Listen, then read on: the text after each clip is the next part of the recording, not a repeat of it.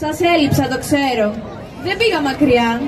Εδώ δίπλα στα Σκόπια, τη δυναμική πρωτεύουσα της Βόρειας Μακεδονίας και γενέτειρα της θρυλικής μητέρας Θερέζας, στις όχθες του Βάρδαρη ποταμού. Φιλόξενη πόλη, με μακραίωνη πολυπολιτισμική παράδοση, γραφικά σοκάκια στην παλιά Οθωμανική συνοικία, πολύβουα παζάρια και νοσταλγική ατμόσφαιρα. Μουσείο τέχνης της πόλης, στεγασμένα σε υποβλητικά Οθωμανικά μουσεία, όπως χαμάμ και τζαμιά. Υπέροχη θέα της πόλης από τις επάλξεις του ιστορικού βυζαντινού κάστρου Κάλε και τη ρομαντική νυχτερινή βόλτα στη θρησκευτική πέτρινη γέφυρα δίπλα στο ποτάμι. Τα είπα όλα. Πες τώρα και το επόμενο σχήμα. Μάλιστα, τραγουδώντας ελληνικά στη Eurovision, μουσικό σχήμα 17ο Δημοτικό, διδασκαλία Αράνια Άρων και Λένα Σέρα.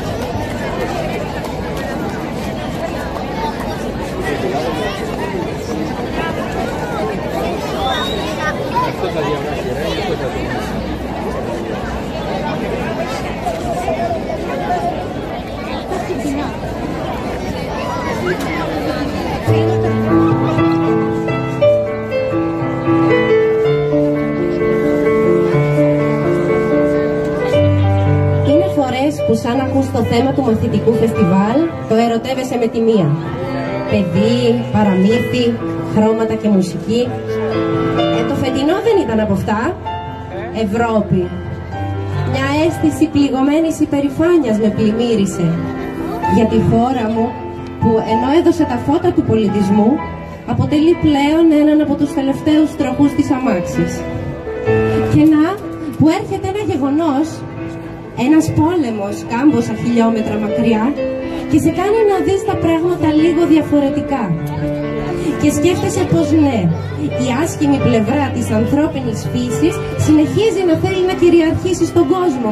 Αλλά πάντα υπάρχουν φωνές που επικαλούνται το σωστό και το δίκαιο.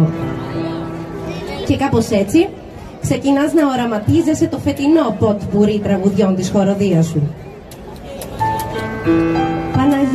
Παναγιά μου, παρηγόρα την καρδιά μου με μια προσευχή στην Παναγιά, έτσι όπως η Μαρίζα Κοχ την είχε τραγουδήσει το 1975, ένα χρόνο μετά την εισβολή στην Κύπρο, εκπροσωπώντας την Ελλάδα στο διαγωνισμό της Eurovision. Παρακολουθεί στα δελτία ειδήσεων να παρουσιάζουν ένα κόσμο τόσο εχθρικό, ανθρώπους που τους νικά ο φόβος και η αμφιβολία, και σκέφτεσαι πως πρέπει να μάθεις τα παιδιά να ψάξουν να βρουν στον ουρανό το δικό τους αστέρι. Τον ουρανό, το δικό σου αστέρι ψάξω πες.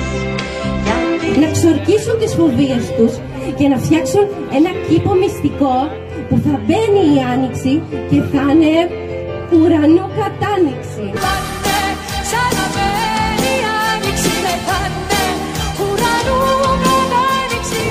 Ακούς για φαινόμενα ρατσισμού και θυμάσαι πως κάπου είχες διαβάσει πως ο φασισμός και ο ρατσισμός καταπολεμούνται με το διάβασμα και τα ταξίδια, και θες να μάθεις τα παιδιά πως ο κόσμος δεν έχει σύνορα και πως μπορείς να πας όπου θες με μια μικρή σακβουαγιάζ, με χαμόγελο τραγούδι και γιατί όχι με auto-stop. Στον κόσμο να δεις μαζί μου ξεκινά και κάνε με auto-stop το γύρο της γης.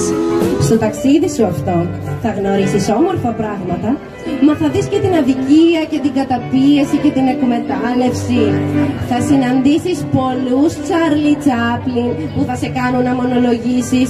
Θεέ μου, ας μην τελειώσει η ανθρωπιά. Τσάρλι Τσάπλιν, έλα στο όνειρό μας να γελάσουμε. Συνοδοιπόρος σου σε αυτό το ταξίδι βέβαια δεν μπορεί παρά να είναι η μουσική.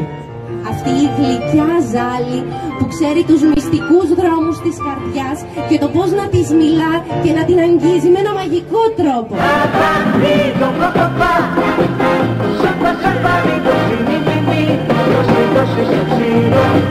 Και το ποτπουρί που ξεκίνησε με μια προσευχή δεν μπορεί να παρά να κλείσει με μια επίκληση σε μια άλλη θεότητα, την αλήθεια.